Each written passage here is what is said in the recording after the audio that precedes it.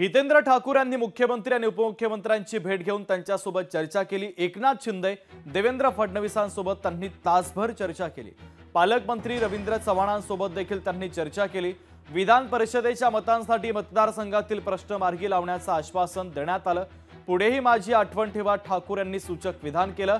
तर बहुजन विकास आघाडीच्या पक्ष कार्यालयामध्ये ठाकूर, चव्हाण, निरंजन डावखरे यांच्यामध्ये महत्त्वाची चर्चा पार पडली।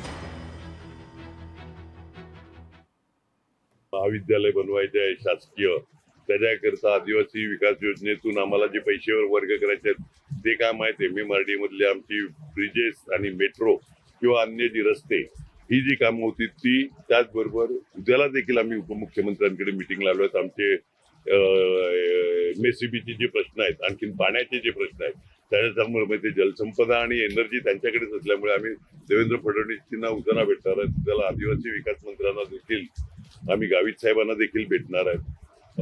वेगवेगळ्या मंत्र्यांना आम्ही प्रत्येक अधिवेशनामध्ये किंवा अधिवेशनाशिवाय पण आम्ही भेटत असतो। अनुषंगाने आता विधान परिषदेचे इलेक्शन आहे, त्याच्यामुळे त्या चर्चा देखील होतात। त्यांचं काम आहे मत मागणं, आमचं पण हे आहे, आम्ही योग्य उमेदवार देऊ। लोकशाही मराठी ऐका, पहा, जागरूक रहा।